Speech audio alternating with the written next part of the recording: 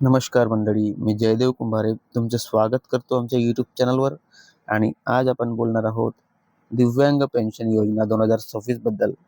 पहा, उद्यापासून पेन्शन वाटपाबद्दल सविस्तर माहिती आलेली आहे. जर DBT म्हणजे डायरेक्ट बेनिफिट ट्रान्सफर सर्व्हर सुरळीत सुरू राहिला तर अनेक जिल्ह्यांमध्ये उद्यापासून दिव्यांग पेन्शन लाभार्थ्यांच्या खात्यात जमा होण्यास सुरुवात होणार आहे. पेन्शन जमा होण्याचा वेग जिल्हानिहाय बदलू शकतो.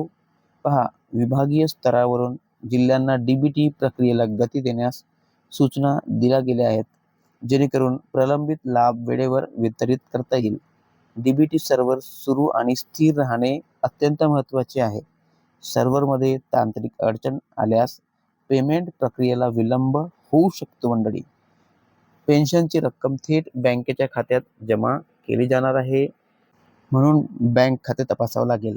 त्याचप्रमाणे काही लाभार्थ्यांना थकीत पेन्शन आणि चालू महिन्याची पेन्शन एकत्र मिळू शकते, परंतु हे प्रत्येक प्रकरणानुसार वेगळे असते.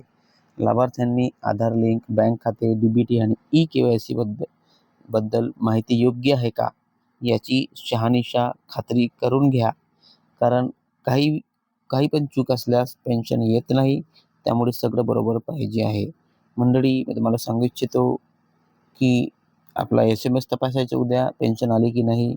बँक पासबुक अपडेट करू शकता तुम्ही आणि मोबाईल बँकेमध्ये शिल्लक तपासू शकता, कारण कित्येकदा पेन्शन येते पण मेसेज येत नाही.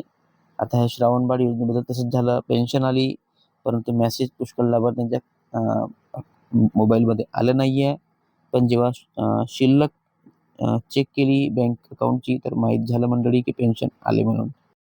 जर तुम्ही आमच्या यूट्यूब चॅनलवर नवीन असाल आणि जुने असून सुद्धा सबस्क्राईब केलं नाही तर सबस्क्राईब बटन दाबून बेल आयकॉन दाबा आणि ऑलवर क्लिक करा. लाईक करा, हाईप करा, कॉमेंट करा आणि शेअर करा.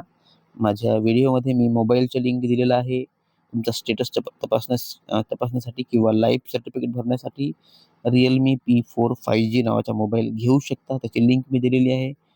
त्याचप्रमाणे डॉक्युमेंट ठेवण्यासाठी फाईलची पण लिंक मी दिलेली आहे. तुम्ही पाहू शकता आणि घेऊ शकता. सबस्क्राईब करा, नक्की सबस्क्राईब केल्यानंतर बेल आयकॉन दाबून ऑलवर क्लिक करा, लाईक करा, हाईप करा, कॉमेंट करा आणि शेअर करा.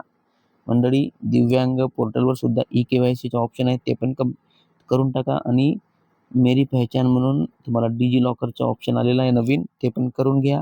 खूप महत्त्वाचं आहे. तसंच लाईफ सर्टिफिकेट ऑनलाईन करून घ्या लवकरात लवकर. डेट गेल्यानंतर जमणार नाही, म्हणून आत्ताच्या आत्ताच लाईफ सर्टिफिकेट तुमच्या मोबाईलवर करून घ्या. आणि तुमचं झालं असेल तर परिवारातील, तुमच्या फॅमिलीतील सगळ्यांचंच तुम्ही एकाच मोबाईलवर करू शकता. पूर्ण गावातील लोकांच्या तुमच्याच मोबाईलवर करू शकता, म्हणून सगळ्या लोकांना मदत करा. थँक्यू. सबस्क्राईब नक्की करा.